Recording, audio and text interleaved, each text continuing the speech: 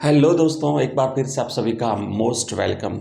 अभिव्यक्ति और माध्यम में कुछ प्रश्न जो बाकी रह गए हैं और परीक्षा के लिए मोस्ट इंपॉर्टेंट है, उन्हीं प्रश्नों का हम अभ्यास करने वाले हैं। आइए देखते हैं कि आज की हमारी क्लास में कौन कौन से मोस्ट इंपॉर्टेंट प्रश्न हैं। पहला प्रश्न देखो, बहुत ही शानदार, बहुत ही इंपॉर्टेंट प्रश्न है। पहला प्रश्न क्या कहता है कि अच्छे लेखन के लिए सबसे जरूरी शर्त क्या है। पत्रकारीय लेखन, समाचार पत्र में ध्यान देना है कि शर्त कौन सी महत्वपूर्ण, सबसे महत्वपूर्ण शर्त है कि उसकी भाषा अलंकारिक होनी चाहिए, कि भाषा कठिन होनी चाहिए, कि उसकी भाषा सहज और सरल होनी चाहिए, कि भाषा मुहावरेदार होनी चाहिए। तो ऑप्शन पढ़ते ही आपको समझ में आ जाएगा कि भाषा बिल्कुल सहज और सरल होनी चाहिए। चलिए दूसरा प्रश्न, अगला प्रश्न क्या कहता है, इसका राइट आंसर ऑप्शन सी है। दूसरा प्रश्न है कि अखबार के लिए लेखन किस प्रकार का होना चाहिए। प्रिंट मीडिया जो है उसके लिए लेखन व्यक्तिपरक होना चाहिए, तथ्यात्मक और वस्तुनिष्ठ होना चाहिए, काल्पनिक होना चाहिए या भावनात्मक होना चाहिए। तो बच्चों, जो अखबार के लिए लेखन होता है वो बिल्कुल तथ्यात्मक और वस्तुनिष्ठ होना चाहिए। तथ्यात्मक का मतलब होता है आंकड़ों के साथ में, और एकदम वस्तुनिष्ठ, उसमें आत्मनिष्ठ तत्व नहीं होना चाहिए, बिल्कुल वस्तुनिष्ठ होना चाहिए। अगला क्वेश्चन देखो, नेक्स्ट हमारा तीसरा प्रश्न है कि समाचार लेखन की सबसे लोकप्रिय शैली कौन सी है। सभी को पता है समाचार लेखन की सबसे लोकप्रिय शैली उल्टा पिरामिड शैली होती है। चलिए आगे बढ़ते हैं। बहुत ही इजी प्रश्न है, छोटे छोटे प्रश्न है, लेकिन इनका अभ्यास करना बहुत ही जरूरी है। और कई ऐसे प्रश्न है जिसमें ट्रिक काम करती है, बिना ट्रिक के याद नहीं हो सकते, तो फिर वो ट्रिक भी हम सीखने वाले हैं। आगे देखो, चौथा प्रश्न क्या लिखा हुआ है कि उल्टा पिरामिड शैली में क्लाइमैक्स जो है वो कहाँ पर आता है। अब देखो, कहानी में जो है ना वो क्लाइमैक्स एंड में आता है या बीच में आता है, लेकिन उल्टा पिरामिड शैली है उसमें कहाँ जो क्लाइमैक्स है वो आरंभ में आता है, शुरू में ही आ जाता है। क्योंकि उल्टा पिरामिड शैली में 3 भाग होते हैं ना, तो जो उसका इंट्रो होता है, जो मुखड़ा होता है, उसी में जो है वो क्लाइमैक्स आ जाता है, क्योंकि सबसे महत्वपूर्ण घटना को सबसे पहले उसमें लिखा जाता है। नेक्स्ट देखो कि हमारा पांचवा प्रश्न है कि समाचार लेखन के कितने ककार डब्ल्यूज होते हैं। तो समाचार लेखन में 6 ककार होते हैं, सभी को पता है। और ये 6 ककार याद कैसे करें, 6 ककार याद नहीं होते हैं। तो देखो, इसको याद करने की एक ट्रिक बनाते हैं अपन, और उस ट्रिक से अगर आप याद कर लेते हो तो निश्चित रूप से आपको याद हो जाएंगे।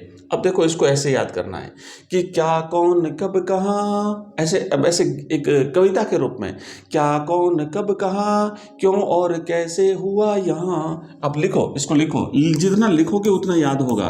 क्या क्या कौन कब कहाँ, क्या कौन कब कहाँ, क्यों और कैसे, क्यों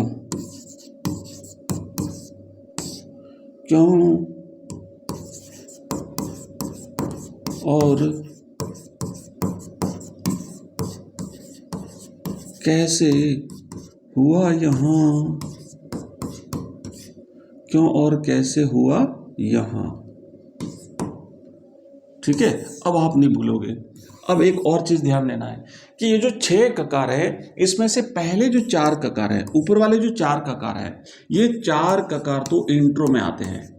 ये 4 ककार तो इंट्रो में काम में आते हैं, और ये तथ्यात्मक होते हैं। और नीचे वाले जो 2 ककार हैं, क्यों और कैसे, ये विवरणात्मक होते हैं, और ये इसकी बॉडी में आते हैं। ये जो बॉडी वाला भाग होता है उसमें आते हैं, ध्यान देना। तो अब आपको याद हो जाएगा, क्या क्यों कब कहाँ, क्या कौन कब कहाँ, क्यों और कैसे हुआ यहाँ। तो अब पहली लाइन है तो इंट्रो, दूसरी लाइन है तो बॉडी, ऐसे भी याद रखना है आपको। ठीक है, चलो आगे बढ़ते हैं। नेक्स्ट हमारा प्रश्न हो गया भाई, छठा प्रश्न हो गया। क्या कहता है कि समाचार के इंट्रो यानी मुखड़ा में कौन से 4 ककारों का उत्तर दिया जाता है। तो हमने याद कर लिया था ना कि क्या कौन कब कहाँ, याद कर लो इसको, जितना बोलोगे उतना याद हो जाएगा। क्या कौन कब कहाँ, ये 4 सूचनात्मक होते हैं और तथ्यों पर आधारित होते हैं, यानी सूचनात्मक और तथ्यात्मक होते हैं। कम से कम शब्दों में इसका उत्तर दिया जाता है। और जो बाकी तो जो ककार होते हैं हमारे, क्यों और कैसे, वो उसकी बॉडी में लिए जाते हैं। देखो अगला प्रश्न क्या है कि समाचार की बॉडी में किन दो ककारों का जवाब दिया जाता है। तो एक होता है क्यों और दूसरा होता है कैसे। भाई क्यों हुआ तो विस्तार से जवाब देना पड़ेगा, कैसे हुआ और विवरणात्मक है। तो ये जो विवरणात्मक होते हैं और इनको विस्तार पूर्वक समझाना होता है, इसीलिए ये बॉडी में जो है वो यूज होते हैं। तो अब समझ में आया, टोटल 6 ककार और 6 ककारों में से 4 पहले सूचनात्मक और तथ्यात्मक, आगे वाले 2 विवरणात्मक और विश्लेषणात्मक होते हैं। विस्तार पूर्वक इनका जवाब हमें देना होता है। अगला प्रश्न देखो, नेक्स्ट प्रश्न देखो, 8वां प्रश्न हो गया कि फीचर किसे कहते हैं। बहुत ही इंपॉर्टेंट प्रश्न, ध्यान देना।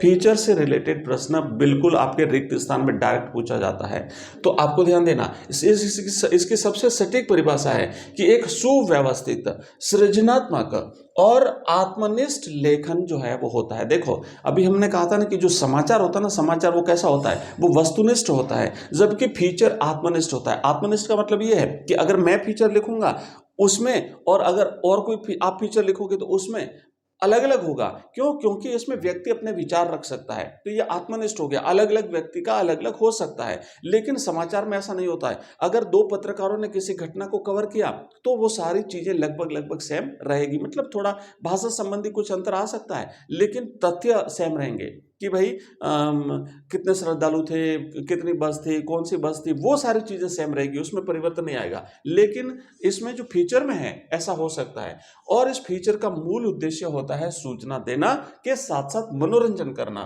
सूचना और मनोरंजन इसका मूल उद्देश्य होता है। मैं इस पर ज्यादा जोर इसलिए दे रहा हूं क्योंकि ये प्रश्न परीक्षा में आने लायक है, और साथ ही साथ हम पहली बार कर रहे हैं। बाकी जो प्रश्न हमने पहले किए हुए हैं उसको हमने जल्दी से निकाल दिया है।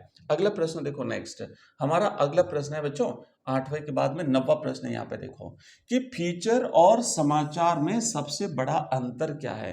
तो अभी हमने देखा कि जो फीचर है उसका उद्देश्य होता है सूचना के साथ साथ मनोरंजन करना, जबकि समाचार का उद्देश्य होता है तथ्य और सूचना लोगों तक पहुंचाना। समाचार में लेखक के विचार नहीं होते, मतलब ये तथ्यात्मक है, ये वस्तुनिष्ठ है, जबकि फीचर में लेखक अपनी राय दे सकता है क्योंकि आत्मनिष्ठ है। संकेत, फीचर व्यक्तिपरक होता है, आत्मनिष्ठ होता है। आए समझ में?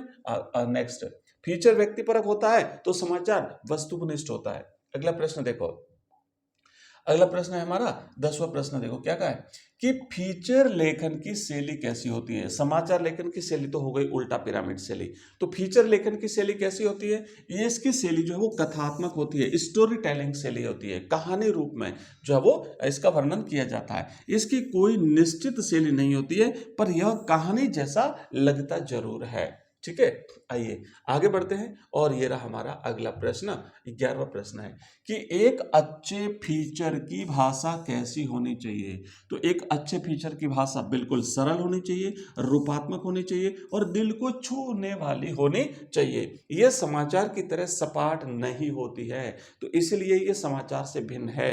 ठीक है, तो अब देखो हमने ये हमारी एक मॉर्निंग वाली क्लास है हिंदी की, जो रोज आपको सुबह 7 बजे के आसपास क्लास मिल जाती है, और हम इसी तरीके की जो हमारी हिंदी के एक एक टॉपिक है उसको कवर करते करते आगे बढ़ रहे हैं।